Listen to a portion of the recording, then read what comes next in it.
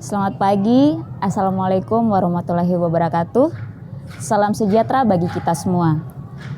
Kami mahasiswa Universitas Cendrawasih Jayapura, Program Studi Pendidikan Bahasa dan Sastra Indonesia, akan membawakan materi tentang yang pertama, implikatur, dan yang kedua, peranggapan, dan yang ketiga, entailment.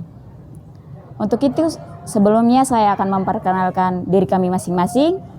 Saya selaku moderator yaitu Febriani Maselkosu.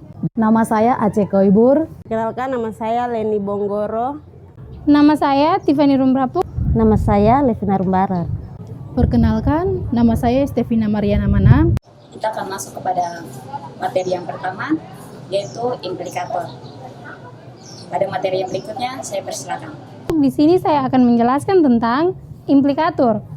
Implikatur adalah ujaran yang menyerapkan sesuatu yang berbeda dengan yang sebenarnya. Diucapkan sesuatu yang berbeda tersebut adalah berbicara yang dikemukakan secara eksplisit. Dengan kata lain, implikatur dimaksud keinginan atau ucapan hati dengan yang tersembunyi. Dalam pragmatik, implikatur ungkapan adalah maksud atau terkandung dalam suatu ujaran, tetapi kurang atau tidak dinyatakan secara langsung, tetapi kurang atau dicetuskan oleh Greichi 1935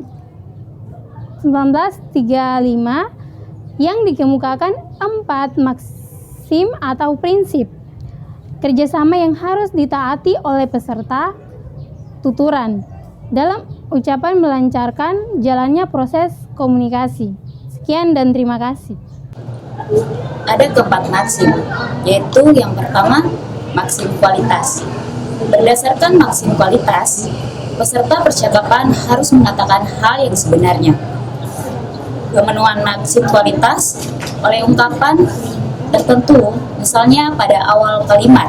Contohnya, setahu saya, kalau tidak salah, dengar, katanya, dan sebagainya, menunjukkan pembatas yang memenuhi maksim kualitas. Dan yang kedua, maksim kuantitas. Berdasarkan maksim kuantitas, dalam percakapan, penutur harus memberikan kontribusi yang secukupnya kepada mitra tuturnya. 3. Maksim relevasi.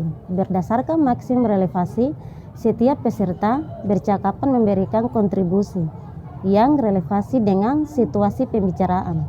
4. Maksim cara. Berdasarkan maksim cara, setiap peserta percakapan harus berbicara langsung dengan iuga serta tidak berlebihan. Contoh implikatur. Udara sangat dingin, seorang suami yang mengatakan pada istrinya yang sedang berada di sampingnya. Transkrip ujaran suami yang tidak disertai dengan konsep yang jelas dapat ditafsirkan antara lain. Permintaan kepada istrinya untuk menutup jendela agar angin tidak masuk kamar sehingga udara di dalam kamar ruangan hangat.